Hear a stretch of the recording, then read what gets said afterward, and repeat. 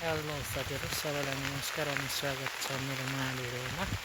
अहिले चाहिँ बिहानको 6:50 जस्तो गइरहेको छ। हाम्रो चाहिँ यो कुमामोतोको काम चाहिँ अलिकति बिहानै स्टार्ट हुने भएको हुनाले त्यस्तो छ भन्नुपर्छ। त्यही माथि आज चाहिँ पानी परेर बाहिरको काम गर्न नसक्ने अवस्था छ। त्यही भएर हाम्रो हाउसभित्र टनेल हाउसभित्रको साग कटाइ हुन्छ भन्नुपर्छ। अब एकछिनपछि काम तुरुन्तै स्टार्ट हुन्छ है।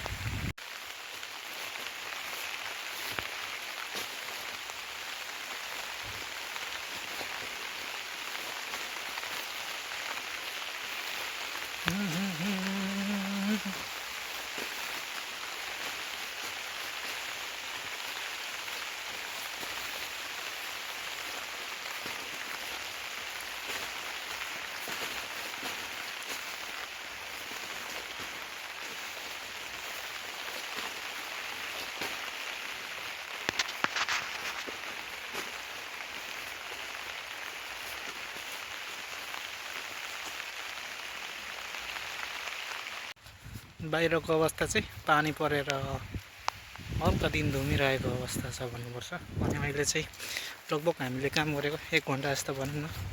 हामीले काटेको साग चाहिँ यही हो। यसलाई चाहिँ सनी भन्छ क्या। यो चाहिँ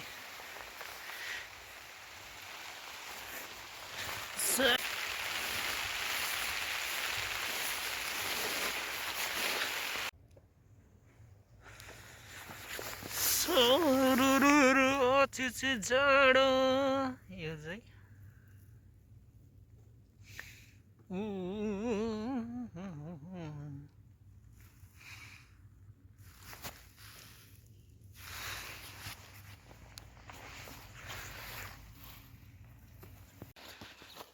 अहिले बिहानीको 9 साढे 9 जस्तो भइरहेछ। अनि आज हाम्रो काम भनेको चाहिँ यो जुन लेटर्समाथि चाहिँ यो पाउ पाउ भनेर चाहिँ पाउ भन्दा नि रहेछ बेतारुन भन्दो रहेछ, बेतारुन भन्दो रहेछ। यसले चाहिँ बिरुवालाई प्रत्यक्ष शीत अथवा अघिको त जुन तुषारो जस्तो हिउँ परेको त्यसलाई छेक्नको लागि चाहिँ प्रयोग गरिने रहेछ, जसले गर्दा चाहिँ बिरुवाको वृद्धि विकासमा सहजता पुर्याउने रहेछ।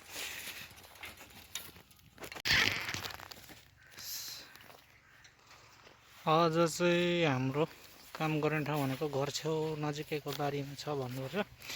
यो चाहिँ हामी बस्ने घर हो। अनि यहाँ चाहिँ हाम्रो आज यो रातो देखिएको भनेको चाहिँ सनी हो, अर्को चाहिँ हरियो देखिएको भनेको चाहिँ त्यसलाई चाहिँ ग्रिन भन्छ। यो काट्ने काम भइरहेको छ।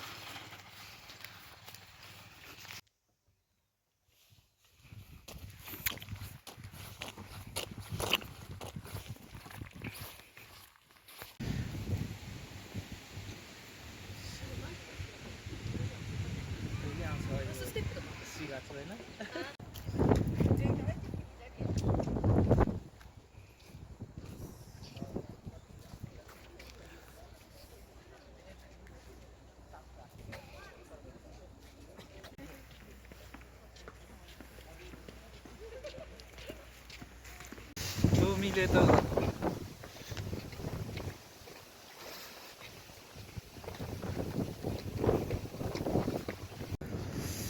हेलो साथीहरू, आज चाहिँ 1 महिनाको 22 तारिक हो। अनि म चाहिँ आज थोरै बिदा बसेर मेरो चाहिँ पर्सनल काम भएको हुनाले यहाँबाट थोरै कुमामोतो सी भन्ने ठाउँ जान लागिरहेको अवस्था। अहिले चाहिँ म यहाँ घरदेखि साइकलमा निस्किसकेको भन्नुपर्छ।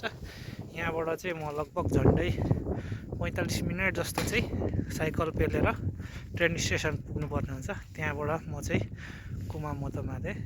कुमामोतोसम्म चाहिँ साइकल। आज चाहिँ एकदमै चिसो बढिरहेको छ। अब अहिले के भनौँ न, अब यहाँको तापक्रम चाहिँ एकदमै घटेर एकदम चिसोले हात कटकट खाने गरी पुरै नै चिसो छ भन्नुपर्छ।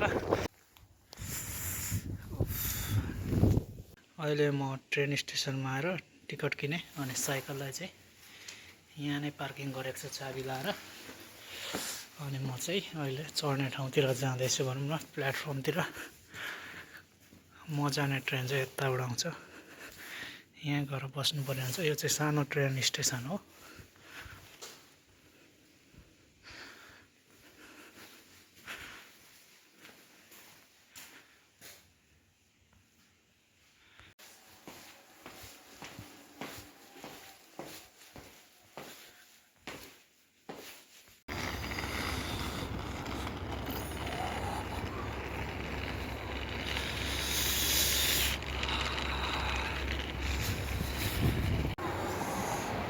अहिले म चाहिँ कुमामोतो आइपुगिसकेको अवस्था भन्नुपर्छ। अनि म चाहिँ कुमामोतो स्टेसनबाट बाहिर निस्केर थोरै बसिरहेको छु। म चाहिँ मेरो जानुपर्ने ठाउँमा भनेको लगभग 1 बजीसम्ममा चाहिँ पुग्नुपर्ने हुन्छ। अनि अहिले लगभग त्यही 10:50 जस्तो गएको हुनाले अझै मसँग चाहिँ टाइम छ भनौँ न, टन्नै टाइम छ। त्यही भएर एकछिन घाम तापेर बस्छु। अनि त्यहाँदेखि यहीँ वरिपरि कहाँबाट लाग्छ पनि म जाने बस सोधेर खोजेर बस चढेर फेरि जानुपर्ने हुन्छ। खासमा भन्नुपर्दा चाहिँ मेरो अहिले जानुपर्ने ठाउँ भनेको चाहिँ फेरि एउटा लाइसेन्स थपेको छ भनौँ न, ओगाता तोकुस्यु मेन्क्यो भन्छ।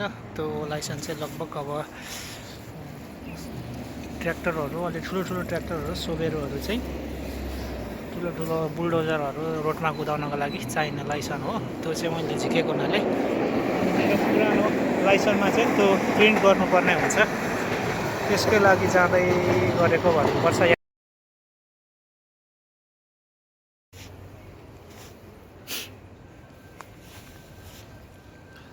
अहिले म चाहिँ थोरै घाम तापेर बसिरहेको अवस्था भन्नुपर्छ। यहाँ पर 1 नम्बर प्लेटफर्मबाट चाहिँ म जाने ठाउँसम्म चाहिँ ड्राइभिङ लाइसेन्स सेन्टरसम्म चाहिँ गाडी जाने रहेछ। अनि अहिले लगभग त्यस्तै 11:05-10 गएको छ।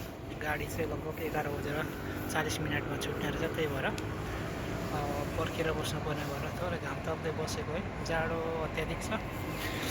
त्यही माथि कहिले घाम यसरी ओइलाउँदाखेरि अलिकति जाडो हुन्छ, चिसो हावा चलेर गाह्रो छ भन्नुपर्छ।